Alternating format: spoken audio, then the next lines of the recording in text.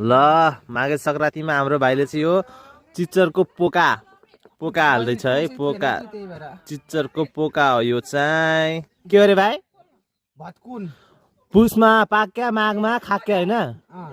ल पुर छिटो। ल यसरी हालेपछि अब 1-2 घन्टामा पाकिहाल्छ। टक्क निकाल्ने अनि खाने है। बिहान हालेको पोका चाहिँ पाकेर रेडी भएको छ। यति धेरै कतिवटा छ यहाँ?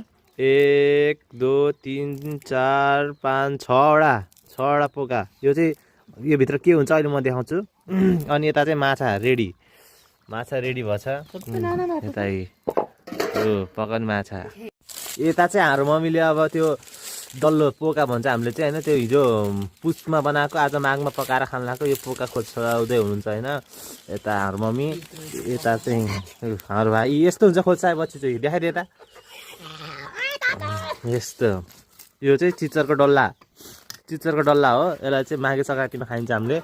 पुसमा टक्क पुसमा पकाएर माघमा खाने। ल कति धेरै निकाल्छ अब यहाँ है हाम्रो सानो मान्छे यहाँ। हे कबे चिच्चा खाने हो? यति धेरै चिच्चरको पोका पुकाल्दै हुनुहुन्छ हाम्रो मम्मीले। त्यसपछि गम खाइन्छ अहिले। कसरी खायो त्यहाँ?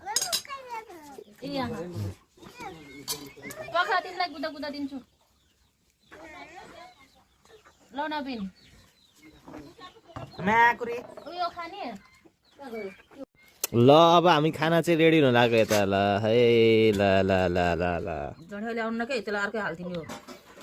मकर संक्रान्ति खानालाई रेडी हुन लागेछ। सानो मान्छे हेर्नु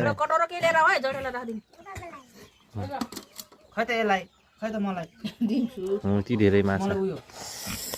मकर संक्रान्तिमा माछा सब भाग लाग्नु।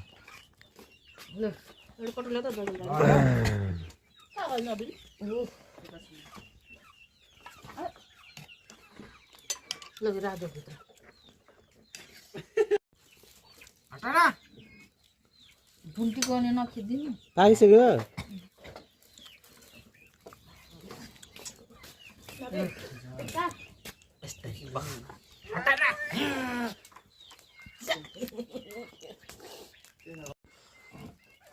बस्न छोडा त फाला त्यहाँ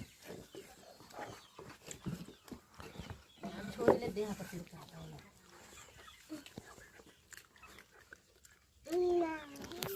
लजावटी झार झै कति तिमी लजाएको। म पनि छु है।